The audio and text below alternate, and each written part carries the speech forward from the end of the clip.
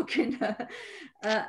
Welcome, everyone, and thank you for joining us. Ahlan wa sahlan. My name is Nada Farhat. I will be the moderator for today's webinar, Lebanon WILPF Speaks, Challenges and Hope.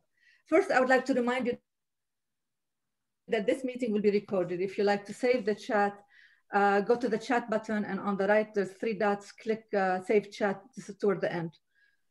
I would also like you to honor our speakers and keep yourself muted. We encourage you to send in the questions to the chat, and we will try to get to them as soon as we can and as time allows too, because we do have a question that was emailed to the email beforehand. So we will get to those first. From its initial foundation in 1915, the Women's International League for Peace and Freedom, WILPF, believed that the participation of women in the decision-making process is necessary for sustainable peace. WILPF Lebanon section has been proactive in the peace process since its foundation in 1962. Being a parliamentary democratic republic, Lebanon has a confessional framework in which the highest from specific religious sects. It is a democracy. However, unlike traditional democracies, each religion, and that leaves little room for actual democracy, really, and that plays a part. The issues that have destroyed our homeland, but there has always been rebuilding despite the destruction. There has always been hope, and there has always been civilians willing to go above and beyond for social justice and peace. The mission of today's webinar really is to shed light on situation in Lebanon and to show the tireless decision-making process. In today's webinar, we will discuss the impact of US foreign policies on Lebanon, and most importantly, what can we do to build solidarity with our Lebanese sisters? Our first speaker is Ferial Hamdan. Ferial is a WILPF member. She has been a WILPF member since 1992. She served as a WILPF Lebanon Vice President. She led advocacy efforts for the United Social Security Resolution, active in her efforts towards sustainable peace. Thank you for being with us, Ferial. Can you tell us about the history of WILPF Lebanon? Yeah, sure. Thank you. Hello everyone. Thank you for having me. My name is Ferial Abu Hamdan, and I'm going to be speaking to you today about WILPF Lebanon, Lebanese Committee for Peace and Freedom. To begin with, Mrs. Anisa Najjar and her story with WILPF goes back to the 60s, when Mrs. Madeleine Bouchoro was conducting a study in the oppression of the Palestinian Arabs in Israel, as in another part in Beirut. Bouchoro recommended assigning Mrs. Anisa Najjar to WILPF to establish a committee affiliated in Lebanon. Anisa Najjar was born in 1913. She graduated from the American University of Beirut in 1936 with a BA in social sciences and education. Early in her life, Najjar fought in defense of human rights and women's rights in particular, crowning her struggle with the formation in 1953 of the first of its kind rural development community in the Arab world, called Village Welfare Society, to promote and support rural women through enabling them to become economically productive by building capacity in income-generating projects in several regions in Lebanon, which is called now Empowering Women Economically and Entrepreneur Projects. She also established a number of clinics and schools. On the initiative of the pioneer of women's development work and the Lebanese pioneer of women's rights, Mrs. Anisa Najjar believed in the necessity to affirm the Lebanese woman the need for her openness to the world globally. Since then, Mrs. Anisa Najjar had made every effort to form the committee WILPF Lebanon at a time when the Palestinian issue was the central issue in Lebanon and the door through which women entered politics. In 1962, WILPF Lebanon was established. by the name LCPF Lebanese our independence, and it was the first organization registered for peace and president of the WILPF International 2 times, in 1977 and 1983. A Lebanese featuring Najjar's face and the name soon after her 100th birthday. She was also awarded the Lebanese Order of Merit Medal twice and the Lebanese Army Shield. In 1964, WILPF International and had initiated a dialogue by correspondence that involved members of the Israeli and the Lebanese section. International Chairman Edith Valentine that such difficult issues should be discussed in accordance with the aim of WILPF to study, make known, and help abolish the political, economical, and psychological causes of war, and to work for a constructive peace. Mrs. Anisa Najjar, who believed in direct negotiation, invited a WILPF delegation to visit the East. Mrs. Anisa was also working then with a Palestinian feminist pioneer, Mrs. Saba Al-Fahoum, who joined WILPF Lebanon. The mission was sent to the Middle East in 1967. Ingrid Jawan, of the president of the Palestine Arab Women's League, Mrs. Saba Al-Fahoum, and with the support of the Nobel Committee, visited Lebanon, Israel, and Jordan. WILPF Lebanon's strong commitment to League ideology and goals not only influenced the movement's approach to the Arab-Israeli conflict, but also ensured the group's integration and participation in the WILPF community. WILPF Palestine was officially established in 1989. A distinguishing feature of LCPF WILPF Lebanon is that in 2006, in close partnership with the Village Welfare Society, WILPF Lebanon, the members felt the need to work on a low profile for safety purposes. The founder of WILPF Lebanon and Village Welfare Society, Mrs. Anisa Najjar, recalls that the term peace and freedom in the 60s, in the middle of the Cold War era, as pro-Soviet Union, and Lebanon was a hub of international activities. Moreover, from the other side, going to the international WILPF meetings where Israel are present during the period preceding the peace process, constituted a high risk that the LCPF founding mothers took it upon themselves and thus chose to utilize the partnership and the venue of Village Welfare Society as a refuge to enable them to function as low-key as can be. And that's our how we start. Thank you so much, Ferial. This is wonderful. You know, the history of WILPF Lebanon speaks for itself, and it still does, regardless of the challenges that we are faced with every day.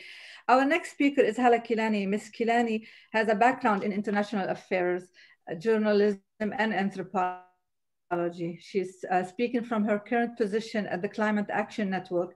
She will add that perspective to our discussion today. In your opinion, Hala, how do you think the new generation perceive the official role of, especially when you talk about the new generation? How do you see that in your opinion? Thank you, Nada, and thanks everyone for being here. I will contextualize this discussion a bit because I'm aware that many people probably don't know how this is connected to to the history of foreign policy, of the US foreign policy or role in Lebanon. So since the French mandate ended in 43, we had a secular constitution in Lebanon. But the political system that was born was took a sectarian course. It was multi-partite, so we have multiple parties in power, but in fact, though they talk about an agenda for socialist change, they actually represent the communities and their sects, and they claim that they are protecting their clan, and this is how they rally power and influence.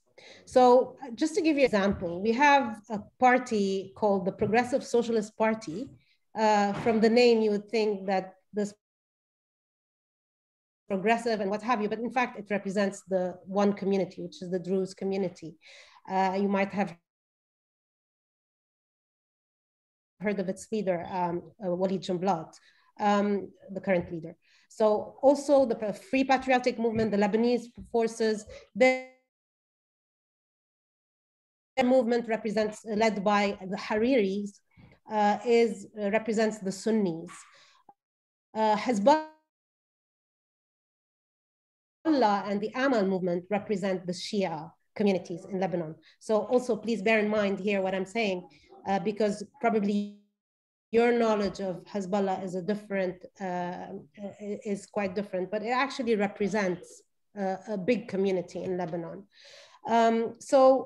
In comparison to the wider context, and you've all seen that there was uprisings in all the Arab world where people tried to rise, and especially youth tried to change and topple their dictators. In Lebanon, we have all these dictators. So it's much harder for us to topple them. And recently, and my colleague Diala will talk a lot about the current revolution, the revolution of the 17th of October, really, really difficult for us to change. Now, these political parties have played an important, they were a major factor in impeding the emergence of a strong and functional secular state in Lebanon, right? But, the foreign policy of the US has not played a constructive role neither, because it is driven by narrow interests and the one-sided pro-Israel foreign policy in the region and pro-oil as well. So this has not been helpful to the region at all. Although, just to go back,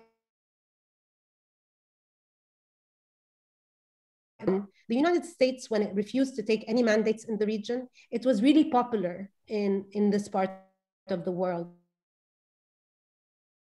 And it was respected throughout the Middle East. Americans were seen as good people, untainted by the selfishness and duplicity associated with the Europeans, that brought modern medicine and set up educational institutions all over the Middle East. We have, as a very important example in Lebanon, which is the American University of Beirut. You might have heard of it. It came into being through these missionaries, and it's an institution that stands as a beacon for good education and has played a very important role, especially providing medical services throughout the wars and conflicts that Lebanon has witnessed. So it also built very solid bridges between the US and Lebanon. So you have lots of Lebanese great minds that were that you probably see in everyday life in the US that have been that graduated from this university. It has played a role. So for example, the first Arab world female photographer in the Arab world is an AUB graduate. Amal Modallali, who's now, she's the first Lebanese woman to hold that position. And numerous, Zaha Hadid, the biggest name in architecture, and the woman in architecture is a graduate from AUB. So that was the kind of relationships how it started with the US. But since World War II, the scene completely changed. And now the perception of the US is completely different because, as you remember, at the time there was the conflict, the Cold War with the Soviet Union. So it was basically built on that and on the oil interests and on the one-sided support to Israel. So the US became a direct intervener in Lebanon and the wider region. It also, under the Truman administration and under domestic political pressure, it pushed for a solution and resolution of the Arab-Israeli conflict. And in May 1948, we saw Israel came into existence. So since that time, we have had very perception of the US has become different. Now, what the implications were on Lebanon, and why now the kind of perception is sort of tilting towards the negative, is because, from the Lebanese people's perspective, the issues in Palestine, of course, we had an influx of refugees, which Shirine will talk about later on, which they haven't got. And that created a lot of tensions inside the country because this is a sectarian, are mostly Sunni Muslims, and it played a really adverse civil strife that happened in Lebanon. But also, we see a lot of double standards, supporting the peace process, it is supporting governance and democracy and advancing human rights. And not much mention on women's rights, by the way, and I think Shirine will elaborate on that as well. But the reality is this unequivocal is continuously pounding Lebanon and violating its sovereignty and airspace,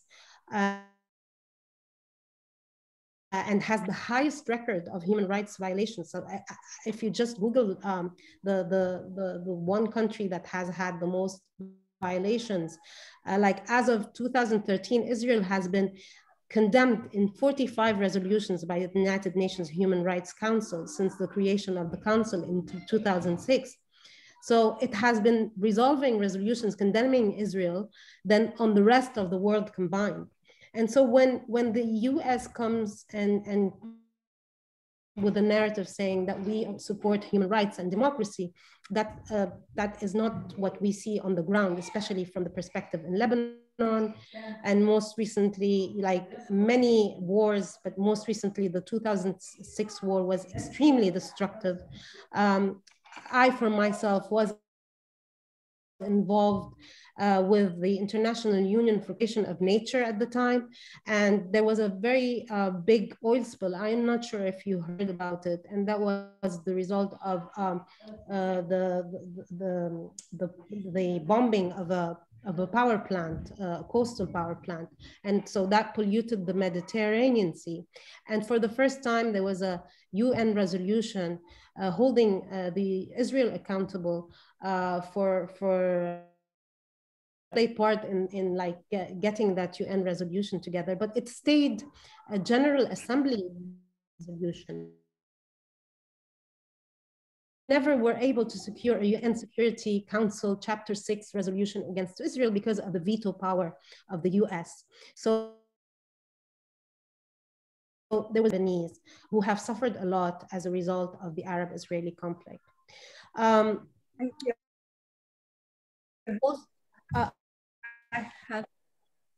Sorry. No, that's all right. That's okay. This is wonderful.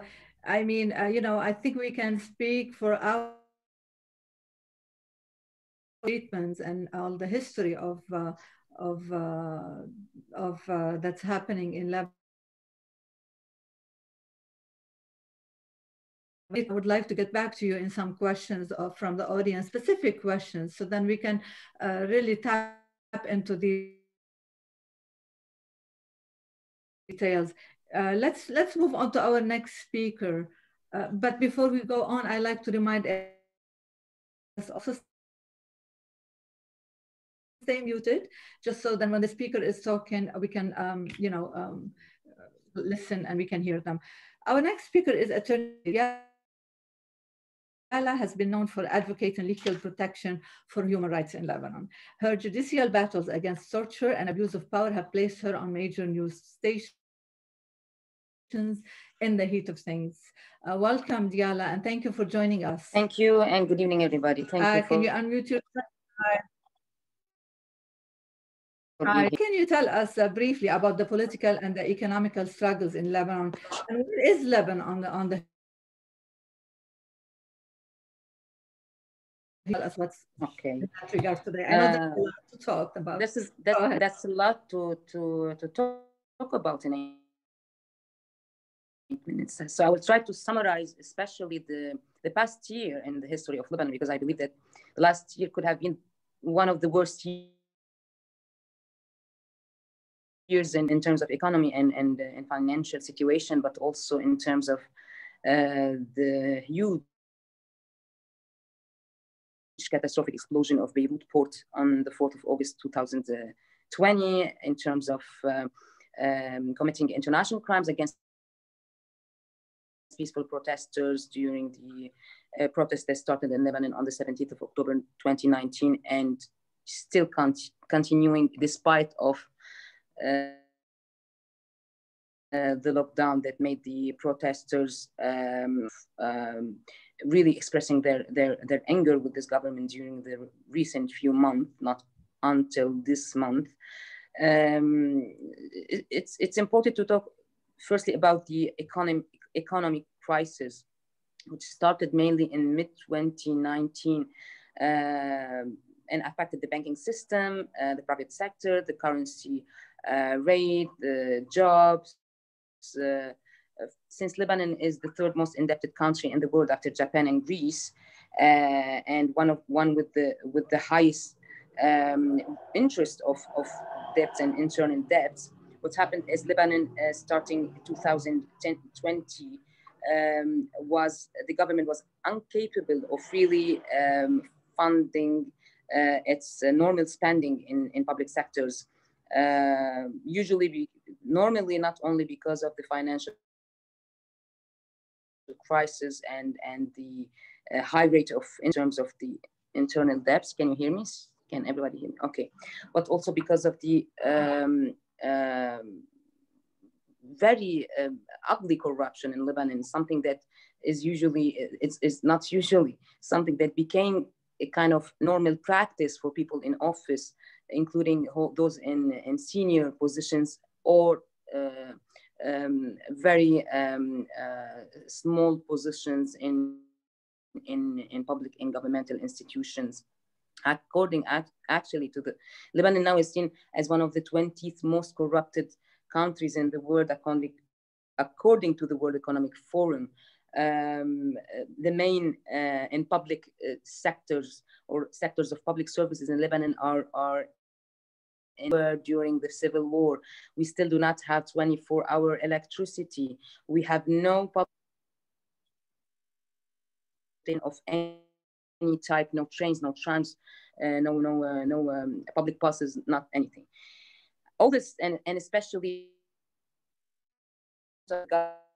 government to create illogical taxes, actually, to try to reduce the budget deficit, made people to become angrier. And this is how the protest of 17th of October started. It was when the government announced that they were going to actually start putting taxes on the usage of e-communication tools such as WhatsApp calls. So the young generation started to protest in almost every region, in every main city in Lebanon. The main slogan was the same. It was Kilon Yani Kilon. All of them means all of them. And the slogan kind of united people against their traditional political people, to make them more affiliated with leaders of sects instead of a government and a parliament and a state. Speaking of the financial and crimes and crimes of corruption committed are officials, the judiciary tried to look nice in front of the protesters and started some judicial proceedings against a few officials, but it was only a process to show that there are attempts actually to fight corruption, but no one was really put behind jails. No one's funds or bank accounts were seized in Lebanon. No one among the officials in office or those who were in office during the last decades. In the middle of all of this, I have to mention that the protests were confronted by and forced by the police and also by the army. Hundreds of protesters were beaten, and some of them were kidnapped by the army intelligence. A couple were killed, actually. And in the middle of all this, a huge explosion hit Beirut in its port. Lebanon was suddenly on the international map of the most catastrophic non-armed or explosives. 6 months after this explosion, which killed over 200 people and destroyed the houses of hundreds of thousands of people living in the very crowded city of Beirut, was also destroyed by the explosion. After 6 months, the judicial system and the judges who are looking into this crime in Lebanon are yet not capable of explaining or providing a logical explanation or any scenario of how these explosives that were stocked actually in the port and which exploded, yet we don't know how. They still don't have any explanation on how these explosives reached Beirut or why they were stocked for 7 years in this port, or who kept them stocked and who should be held responsible for this. We still don't know actually whether or not this is actually part of an external attack, terrorist attack, or it was. So after 6 months in a country that has almost never reached a conclusive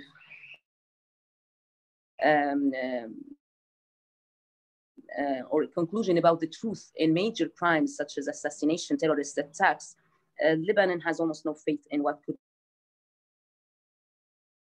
these investigations turn. There have been some calls for international interference in terms of making this crime looked into and inspected and investigated on an international level. I believe that this could be the only hope for the Lebanese people and also for the neighboring countries, since crime and this explosion actually was heard in Cyprus and affected the environment of the one additional very critical event took place in Lebanon during the last week. It is the assassination of one of the most courageous activists and journalists and writers in Lebanon, Luqman Slim. This assassination led people in Lebanon to think again about the series of assassination, political assassinations to politicians and writers and journalists who took place since 2005 and until 2000. The crimes of which Hezbollah was accused by a lot of Lebanese, and this is how the Special Tribunal of Lebanon was established to try the perpetrators of these crimes gradually, starting with the first crime, the assassination of Hariri. So people are now rethinking that maybe this might just be another phase of assassination, another new chapter of the killing as a tool to express one opinion, or as a tool to just silence those who have opposing opinions in Lebanon. I have to remind those who don't know a lot of Lebanon politics is that those who are in power now, those political parties who have been ruling Lebanon, at least for the recent 3 or decades, have been historically allies with the regime in Syria, the regime of Bashar al-Assad. And this is something to be mentioned. Since this event is directed to the USA or the new American administration, it is because we know that several individuals in Lebanon, including individuals in public office, were sanctioned by the United States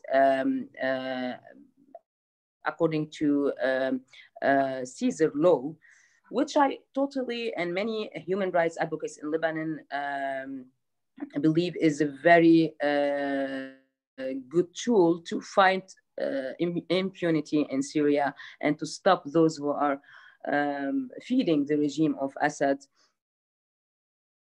But I believe that now, speaking about all this, so how many minutes now?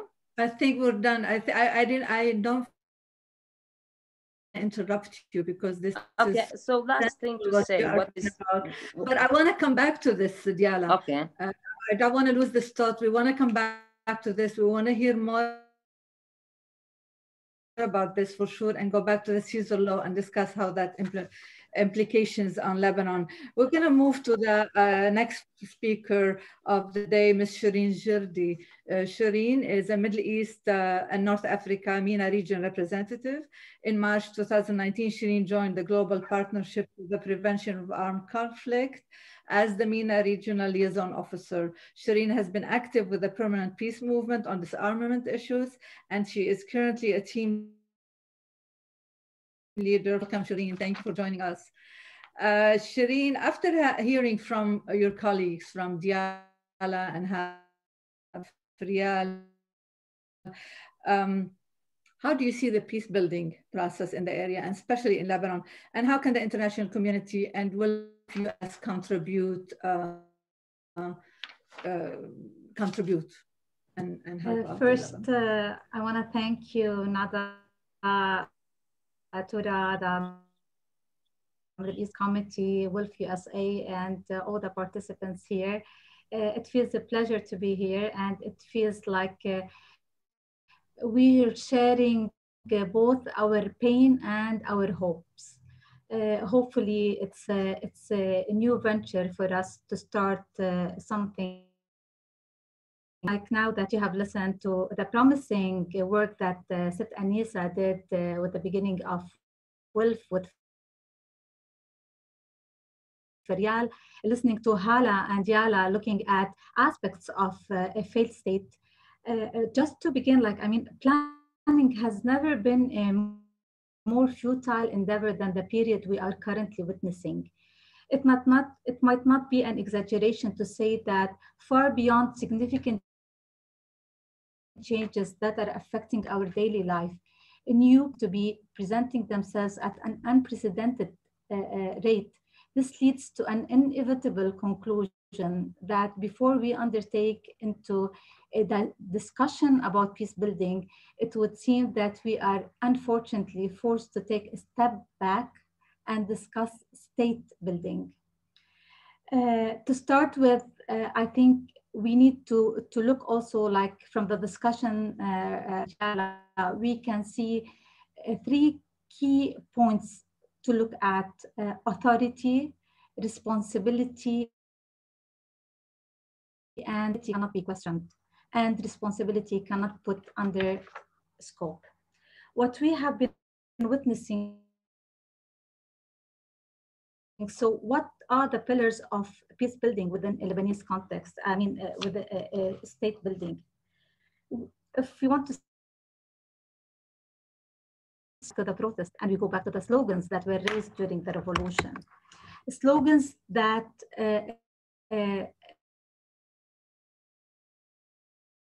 as Diala now was mentioning, of those who are ruling, who have been ruling for years and years within a patriarchal masculinity, hegemonic power that excludes everybody. Everybody. It's not only the exclusion of women, it's not only the exclusion of society, it's the exclusion of everyone. So the revolution came, it sets these slogans of ليسقط نظام الأبوية, let down with this patriarchal regime, let down with the regime in general, with the equality in terms of personal status law that women are not able to have, because according to the Lebanese law, a Lebanese woman married to a foreigner is not able to give her the nationality to her children nor husband. Whereas a Lebanese man married to a foreigner is enabled within 1 year to give his Lebanese nationality to his wife. And if he dies, then her children from a previous marriage can have a Lebanese nationality, like a mess within the personal status law. So women were calling for that. Women were calling for of equality before the law. People were calling even for the right to have a state. They were calling for separation of power. They were calling for equality in front of the institution, for state building, for institution building. So it seems that there was a gap that was obvious in the revolution between those who are governed and those who are being at the grassroots. Here, we have certainly messages that we will come at the end with what kind of support we can help each other. The baseline that the Lebanese had was the Ta'if agreement, because after all, we had after the civil war, we had this document that ended the war, though it did not end the conflict. Maybe we don't have an armed conflict now to shed light on. So we did not have transitional justice. So this is also something that protesters were calling for. The protesters even reached out to call and support for other revolutions that were happening at the Chile, in Sudan, in Iraq, in Palestine. So it was a universal one. Queer society were able to play a major role in the slogans that were carried out during these protests with this kind of freedom. This is part of the political system's way out. Way of participating or of having your voice heard. But on the grassroots, on these private, on these public spaces, you are able to say whatever you want. You are able to have whatever kind of discussion you want. Why? Because it's a free space to just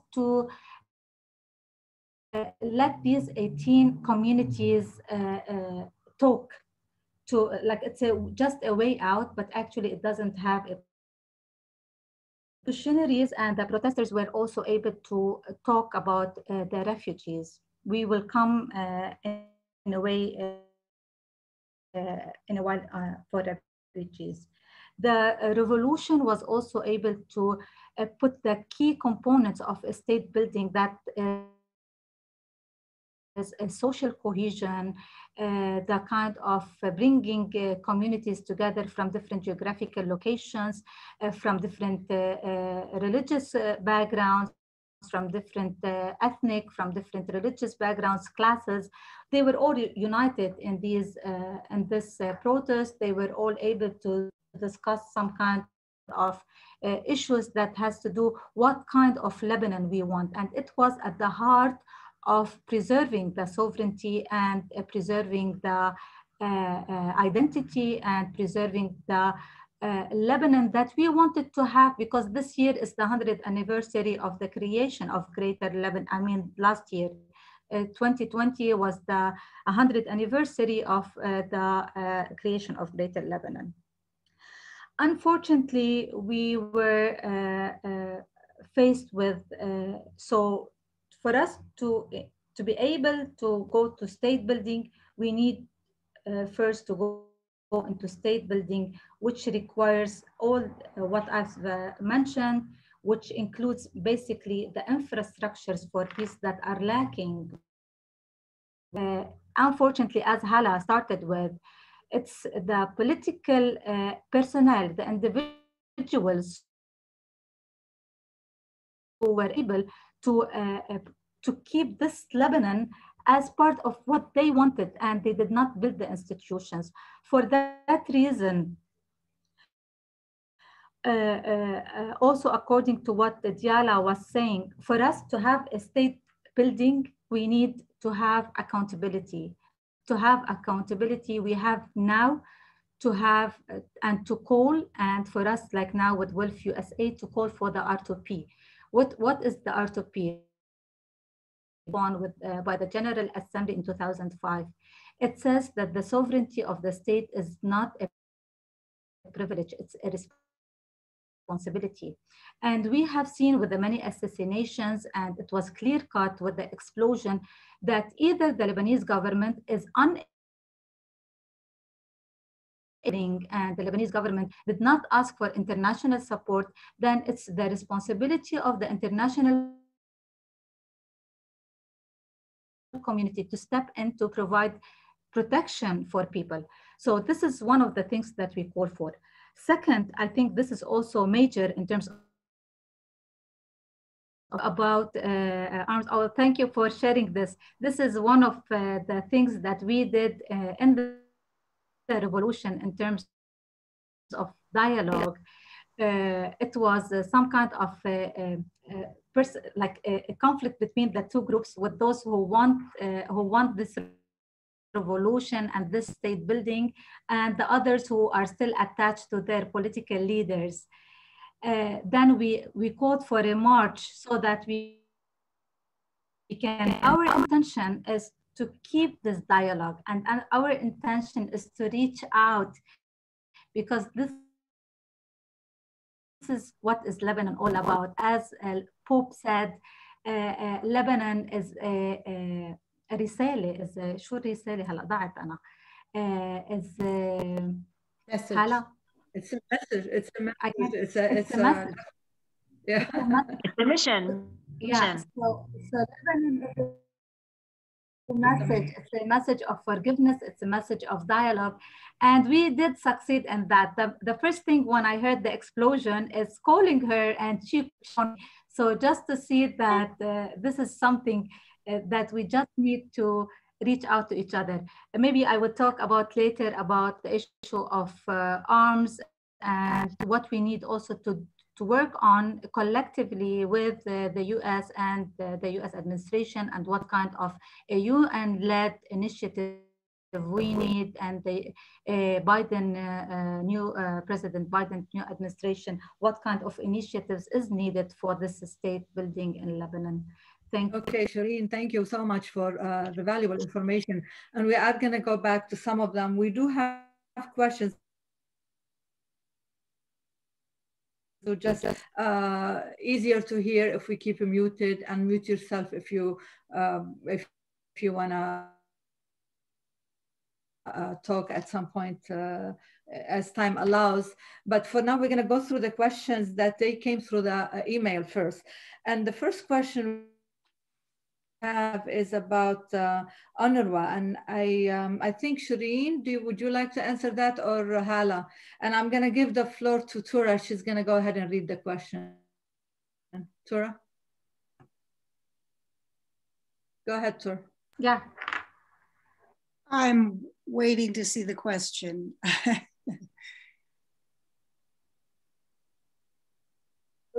You want me to read it? I have it in front of me. Please read it. Thank you.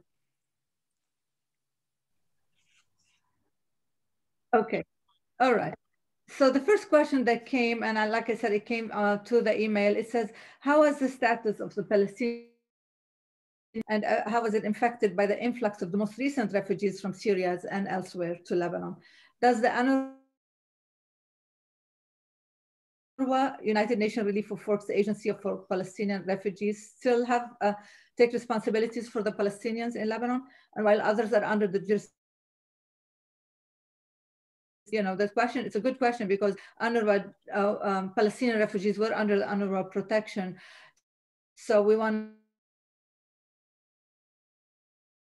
qualified, you know. And finally, what has been the consequences of the US withdrawal of support to the United Nations on behalf of refugees? Here we go. We have the question. Go ahead, Shirine. Yeah, thank you so much for this question. I think whoever asked this question, this is a very moral, actually, a moral question and an ethical one. Upon the creation of the State of Israel in 1948 and the expulsion of 1.3 million Palestinians who had to flee to different countries, upon the creation of this refugee issue, UNRWA was created with a mandate of the right to return 194 and the ethical obligation to sustain the Palestinian. The Palestinian refugee has a special provision within international law, unlike any refugee. So within UNRWA, you can find its generations, like it's the grandfather, the father, the son. So the whole generation has been starting since the 1948. So it's a moral obligation for countries to keep on donating for UNRWA until this political issue is solved and the right to return in accordance with the UN Security Council Resolution 194 is implemented. And the right of self-determination for the Palestinian as well. It's their right to know whether they want to go back to Palestine, whether they want to go somewhere else, whether they want to stay in Lebanon. Now, regarding the Palestinian status in Lebanon, first, let me tell you that Lebanese government is not entitled to help the Palestinian refugee in any way. As you've seen, like Lebanese government is unable even to protect nor to provide any kind of this demographic political confessional system. The demography of Palestinians that are present in Lebanon are Sunni. And also, like Lebanese government does not want to have a settlement of Palestinian and hence the political system. So regarding settlement, this is something at least for the time being is not adopted by the state. Second, it's really sad to see when so everything that their education, their medical equipment, their allowances, add to that the Lebanese government does not allow Palestinians to have many of the job opportunities that belong to syndicates. So they are allowed very cheap labor. Sorry to say this. But the sad thing is that when the Palestinian Syrian refugees came to Lebanon, they felt sad for the Lebanese Palestinian refugees. They saw the miserable life that the Palestinian refugees in Lebanon were living with. So this is like even before the cut of the UNRWA. The cut of the budget of the US from the UNRWA came as a Palestinian refugees. Now they had to share the schooling system, they had to share the books, they had to share the medical support. So with everything that the Palestinian Lebanese refugee and the Syrian refugee has to pass through Lebanese also like economy. I mean, we're facing a huge problem with a hyperinflation.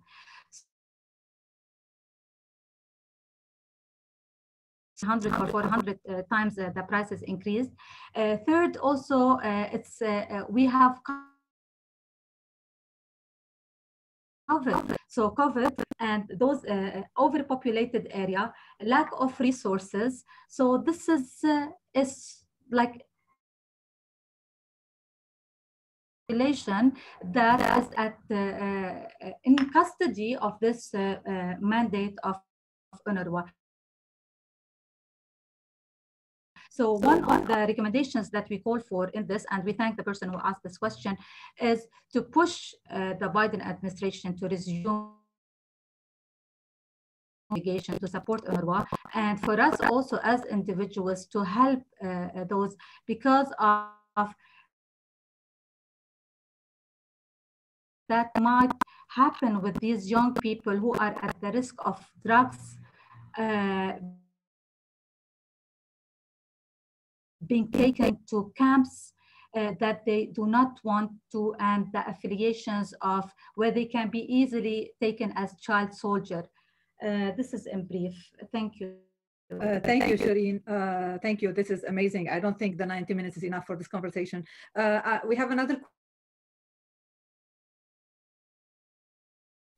question. Sarah? Describe your most important ally organizations outside of Lebanon, and how do you work together on common concerns? Hala, would you like to answer that?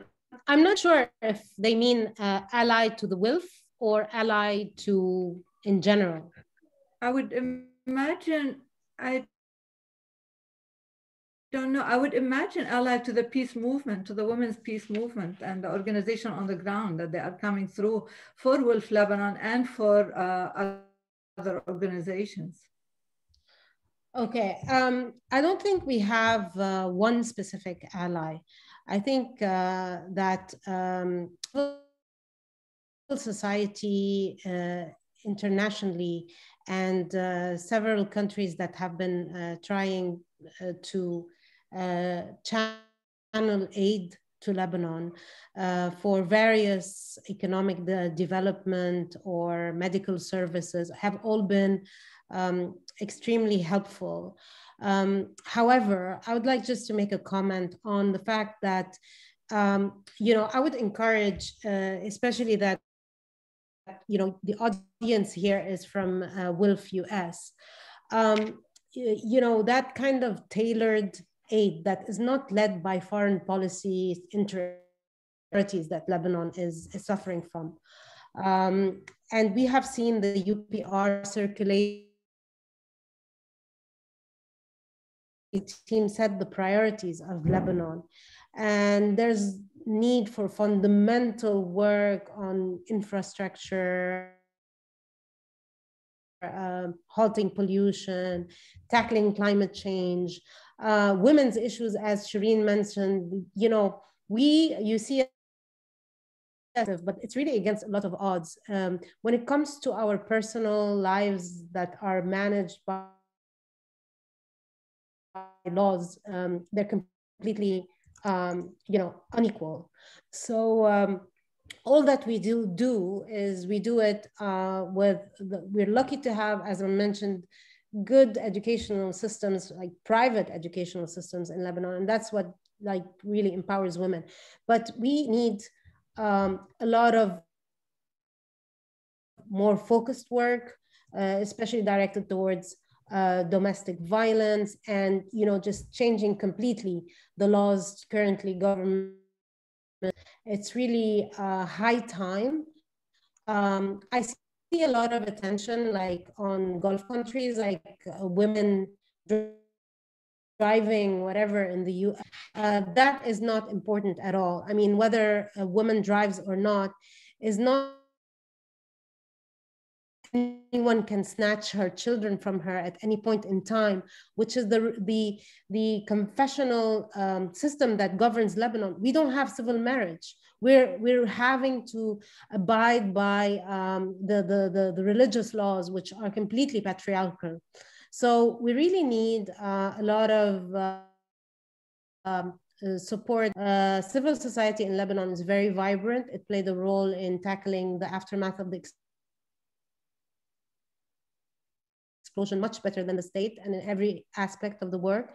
But yeah, we need to make sure that all projects are not led by the interests of foreign policy, but actually responding to the priorities of the country. So for now, I cannot say there is an ally organization out there, one particular one. There are several active organizations in the country and backing civil society, but it's not enough. I think it needs to be, it needs deeper, tackling the deeper issues, basically. Okay, thank you, Hala. Thank you so much. This is wonderful. The chat is going and there's so much interactive here. I love it. This is really something wonderful. We're gonna move on to the questions, and George, are we putting the questions on the screen?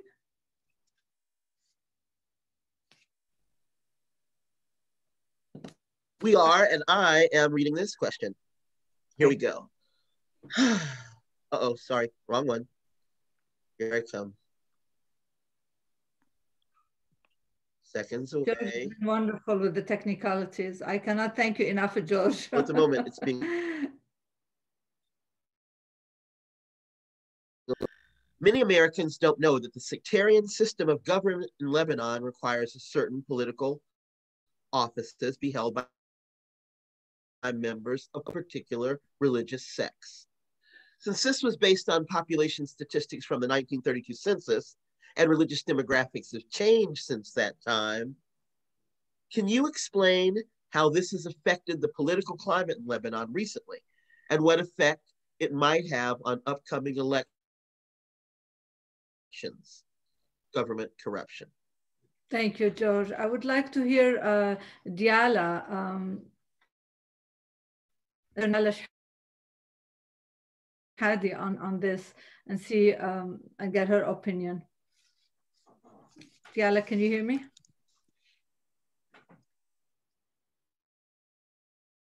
Yes, I can hear you, Nada. Sorry, I was disconnected for a minute from electricity. Yes. Okay, you might want to change your yes, name, what is Diala. The question? Go ahead. Oh, you didn't hear the question. Okay. All right, that's okay. Diala, while I read you the question, or maybe George will read the question again, change your name from Hala Kilani to just you, but just so people know who you are. Yeah, it changed again. Okay. Yes. Okay, Diala, I'm going to read the question again. Please. Please. Many Americans don't know that the sectarian system Lebanese that certain political offices be held by members of particular religious sects. Since this was based on population statistics from the 1932 census and religious demographics have changed since that time, can you explain how this has affected the political climate in Lebanon recently and what effect it might have on upcoming elections? And also speak to the question of government corruption. Okay. The government corruption as a question is only something that could lead to hours of blabbing and details. Let me start with the first question. So, according to the what is called the National Accord, it's not written that was kind of a conciliation agreement between the Lebanese militia actually and the political party which were part of the civil war. They agreed upon agreement called Ta'if, which was held in the city of Ta'if in Saudi Arabia in 1989, I remember. So there was an agreement that the political system in Lebanon will continue to have between Muslims and Christians in terms of having the parliamentary, which is elected democratic, divided between 50% of Christian and 50% of Muslims. What happened afterwards? This is the only notion which is mentioned in writing in the amended constitution. What was not mentioned in writing but was accorded as part of the conciliation agreement is to have three main religious fractions, mainly the Christian Maronite holding the presidency of the republic, the Muslim Sunnite holding the presidency of the government, and the Muslim Shiite holding the presidency of the parliament. There were no official surveys or statistic to decide scientifically on the demographics on Lebanon after this accord, and most probably since 1932. There were some approximate figures resulting from the list of what we call electoral list, or list of people who are eligible to vote in the elections. But the government in Lebanon, the official authorities, especially or most probably Christian authorities, who are in favor.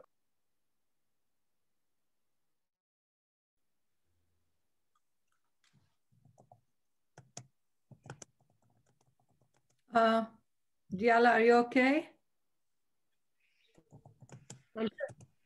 Technical problems relating to internet, obviously, in Lebanon. Corruption and lack of electricity.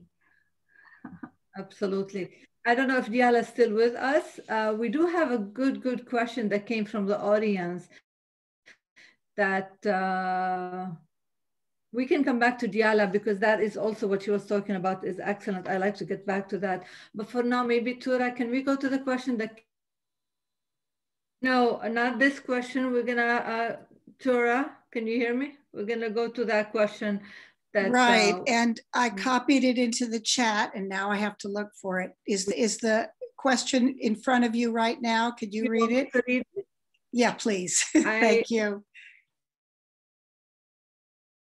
Okay, I have it right here. Yes. Okay. This question came from Hutura. Sorry, from. I'm gonna read it anyway. After the explosion, I heard. This question came from Kate Zaidan. Okay. Kate Zaidan, thank you so much, Kate, for the good question. After the explosion, I heard some rumors about asking for state sponsorship from France. What is the peace movement perspective on this? And who wants to answer? Shirine, go ahead, Shirine. So we're talking. So after the explosion. Yeah, I was just thinking of that before the webinar. Actually, it's a joke. We have it every year on our Independence Day.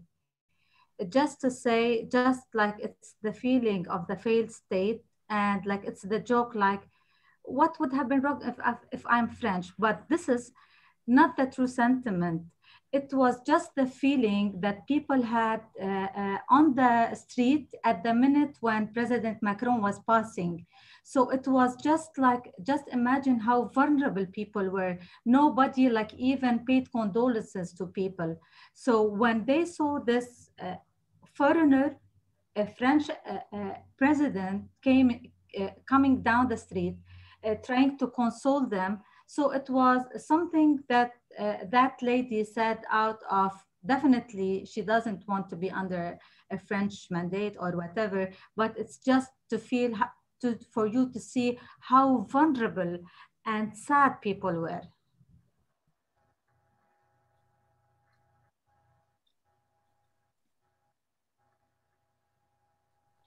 Unmute yourself, Nada, thank you.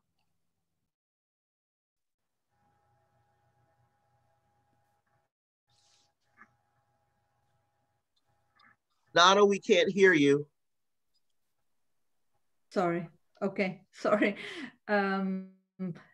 Obviously, we can talk for a long time about the explosion and the ramifications of the explosions and the ongoing investigation. If there is an investigation, you know, we're going to go on to the next question that came through the email, and that would be question number 4. George or Tura? What is Israel's role or impact in Lebanon? And if Diala is back with us, if not, Hala, maybe you would like to. Yeah, so Hala. I spoke to that a little bit, but Israel is continuously violating Lebanon's sovereignty. It is creating, of course, security issues, instability. It has been involved in many unlawful massacres that happened in Lebanon. The problem is the media coverage, especially for you guys in the US. I don't think you get the full picture. And a lot of this narrative, one of the recommendations that I think should be put forward through this webinar is how for WILPF US to influence the narratives a little bit better. Because there is always that idea that Israel is defending itself. But this is, of course, not accurate because it is the single most important military power in the region. You just need to look at the US military aid and how much of a chunk that goes to Israel. Every year, $3 billion go in aid to Israel from the US. That's taxpayers' money. That's taxpayers' money going into continuous violation of the Lebanese territory. And that the 2006 war was devastating. We're talking here about state building, but it is quasi impossible to be done with such a threat. Also the narrative about Hezbollah being a terrorist organization in the US. Though we do not agree with the Hezbollah agenda on many levels, and Hezbollah today is basically the party in power, just like other parties took power. Christian parties took power in Lebanon. Muslim parties took power in Lebanon before, and now it's the turn of the Shia, which are represented by Hezbollah. But it is a too narrow kind of vision of it being just a terrorist organization. It did play a role in terms of resistance to Israel, and for that we as the Lebanese people generally are appreciative, but of course we do not like other practices and the hegemony that it is currently having, or any relations that it has with the assassinations or the free expression or condoning the corruption, because it is part of government. Hezbollah is part of government. So anyhow, Israel is a threat to Lebanon and a continuous threat to Lebanon. And the military aid that is going to Lebanon, to Israel every year, more than $3 billion, since you can find it on the internet since, many decades, since the creation of the state from the US, is not helpful. And in comparison, since 2010, the aid to Lebanon on the military side has been like $2 billion since that time, and it went to the Lebanese army is not capable or is not helped enough because of Israel. So in fact, it's turning its weapons against the protesters in Lebanon rather than it is being a force that actually protects the country. So inevitably we'll have a Hezbollah, and it's a deadlock. So we need to really question the US support to Israel so that we can have peace in the region and in Lebanon. Thank you so much, Hala. Thank you so much. I want to get back to Diala a little bit. She's on with us. Diala, can we get back your opinion? Yes, go ahead, Diala. Is it on the same question or another one? You could tap on this question or the question before it, because you were talking about the yes, just to make it as brief. Yeah, the sectarian political system, just to make it as brief as possible. Many aspects of the sectarian political system are not written provision in a certain political accord or agreement. It's simply a political agreement that's remained supported regionally and internationally. The Syrian government, which has its forces all over Lebanon for over 30 years after the civil war, was keen to make the political system, the sectarian political system, remain sectarian, because the accord of what we call the Ta'if Accord, which put an end to the civil war, supposedly provided that all parties in Lebanon or militias should actually became civil and surrender their weapons to the government, which is something that did not happen. It also said that the regime, the system, the political system in Lebanon should be based eventually and gradually on a secular system, and that only there should be kind of a Congress or specific representation for religions in what we might call House of Mish Representative, Majlis Shuyukh. That could be also defined in new regulations made in accordance with the amended constitution of Lebanon at the time. Nothing of this happened. So what the Lebanese regime kept from this agreement is namely the division of parliament between Muslims and Christians, and the distributions of the main offices, public offices, among the three main religious fractions, which are Maronite, Sunnite, and Shiite, based on the very, very old survey of 1932. What was very clear during the protest of 2019 and 2020 is that most of the people were denouncing the system, which is something that started in 2010, actually 2010, which the first protest calling for putting an end to the sectarian political regime in Lebanon, which is actually one of the tools, we believe it to be one of the main tools for corruption to be that sustainable in Lebanon, because most of the leaders have been maintaining their making their voters more, or maintaining their votes, let's say electoral votes, due to this affiliation between the sect, the religion, or the specific sect of the religion, and the leaders who should be representing this area or that area, which made it very difficult for those who do not come through religious leaders or corresponding traditional religion political leaders to be part of any democratic process or any election. I just want to add something when it comes to also Israel. The cause of Palestine is a very important cause for many Lebanese, not only because it was part of the civil war and it was part of what most of the parties, at least let's say either leftist parties or Muslim parties in Lebanon were supporting in their initial existence.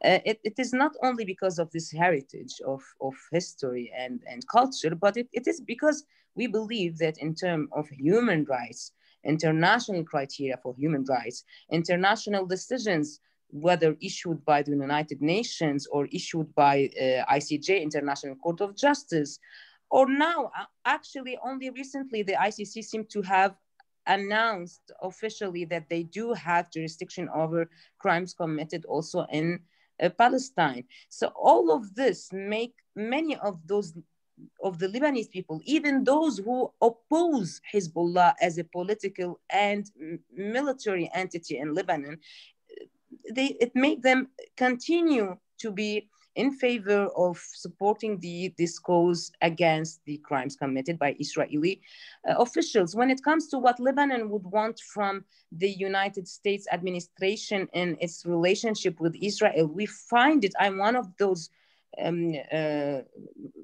lawyers, at least, who are really astonished by the statements issued by the new administration after the announcement of the ICC jurisdiction over crimes committed in Palestine. If the administration of the United States would not support an international mechanism to try perpetrators of grave crimes peacefully in a very civilized manner and in a very transparent institution, what would it support? I thought that the USA is now and has been actually playing an important role to push forward the peace building in the region. We haven't seen in what Hala mentioned, in one of the participants mentioned, we haven't seen this in action, in terms of action, in terms of this huge military support to Israel, and we haven't seen it actually in supporting alternative means of holding criminals, international criminals, accountable. So I just wanted to say that what I expect from this administration is to actually call for justice when it comes to grave crimes committed in Lebanon. But how can I expect sincerely that this could happen while the same administration is rejecting the mere idea that an international judicial body should be the resort to putting an end to conflicts and crimes in this region? Thank you so much, Diala. Thank you. I want to just remind everybody, this is interesting. There's a lot of stuff going on the chat. If you want to save the chat, click on the chat button to the those three dots and save the chat on your computer. It will be saved on in a folder. I want to go back to the ending statement, the closing statements. Before we go to the closing statements, I want to tell you to search for WILPF US and subscribe. Send the following questions to the webinar. Join WILPF.org or WILPFUS.org in the United States. Join the movement, and really would love to see you there. I want to go to the wrapping questions, the closing statements, and we'll start with Shirine. Go ahead, Shirine. Thank you. I think maybe one of the most important thing is the issue of armament in an area that is full of conflicts. So, sorry, Shirine, to interrupt you, but just keep it 2 minutes. Just we want the audience to stay, with us. We don't want anybody to leave and miss on this. Okay. So with that, I would really call for us as WILPFers, I mean, this is one of the most important things that we work on is militarization. So how can we push the administration to go back to the Arms Trade Treaty? Lebanon is a signatory state to the Arms Trade Treaty since 2019. However, it was unable to report this year. And how is also the administration able to push its allies in the region to be a state party to the ATT? I think this is one of the main messages that I want. And I want this call that we're having now to sustain itself and consecutive calls that we are able to. And for WILPF USA to support us, we have the problem, but we do not have the solution. Thank you. Thank you. Are you with us still? Yeah, I think we celebrated the 100 years of independence, but really we're still suffering much more what we said, and much more. It's not taking us anywhere, and we didn't talk about the inflation in Lebanon, we can't take our money from the banks, and the unemployment rate and the hunger rate that's happening now in Lebanon, and especially with the COVID-19, that's captured all our life, and changing everything. So God with us. Thank you. Thank you so much. Diala, are you with us still, Diala? Diala Chehade, would you like to wrap up? Hala, are you Yes, Hala, I can. are you with us? Can you hear us? Hi, Hala. Yes, go ahead. We'll go with you. Maybe Diala by then will join us. Wrapping statement, Hala. I know there is time for this. To wrap up, I just wanted to say that we saw that under the Truman administration, domestic pressure did push for foreign policy and a role of the US in the Arab-Israeli. I think that we want to count on allies like you, WILPF US, to develop an advocacy plan and lobbying plan in order to get a narrative change, a mindset change towards the Middle East. I think I've accompanied many American journalists to the camps, to the Palestinian camps, and to see the perspective of Lebanon in this whole situation. It is important that we get that kind of justice that underpins peace in the region. Without justice, without us the conflict on just terms, like the right of return, or just a basic human rights process to come into play, we cannot have peace. And as well, like justice in terms of accountability. All the intelligence that that the US can share on the explosion, for example, because are in a blind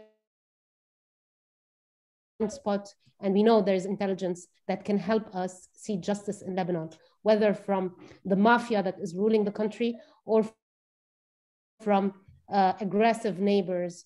We need peace, and we need your help to achieve peace. Thank you. Thank you so much. Thank you, Hala. I can tell you this would not be the last conversation. We will have more conversations like this. There is so much to be said. I want to still hear from Diala Chehade. Attorney Diala, yes, still I'm with us? Here. Go ahead, Diala. Sorry for the technical problems. Yeah, I think this is great to have this, even if it was only the four of us talking. I just want to say that since we're talking about peace building in the region and in Lebanon, and the only way we have it as the only choice we have it as human rights workers and people believing in peaceful change is the rule of law. I think what is needed from major countries, the budget and funding for the Lebanese army, is to see more overlooking or more in terms of what the institutions supported and funded by the USA in Lebanon are actually, whether or not they are actually respecting our legal commitments as a state, and are not using these funds to public crimes of corruption. Many Lebanese were actually in favor of these sanctions on individuals who seem to be in violation of the Caesar law and other international treaties against terrorism and against Bashar al-Assad policy and crimes committed in Lebanon, also against small financial crimes such as financing terrorism or escaping taxes and such obligations. But I think that since the USA is state party to the same convention, the International Convention Against Corruption, the same convention signed by Lebanon less than 10 years ago, I think, after it entered into force. So this treaty actually enables governments to take actions to commit to the provisions of this convention, which aims particularly to put an end to corruption and crimes committed by people in office to make illegal gain, which is something that is done by most of our officials, and which is something that actually the Switzerland, the judicial system in Switzerland made in step investigation in potential crimes, financial crimes committed by our I think it would be great if we see such actions taken by a country like the United States, which already started to affect the interest of many individuals and seniors in Lebanon who did not comply with its or its internal laws, at least. So we're talking here about an international convention, not only about the American internal provisions, legal provisions. I think it's also important to see some serious reaction,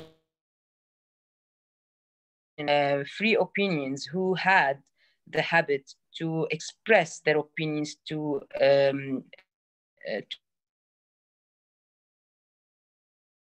diplomatic individuals openly.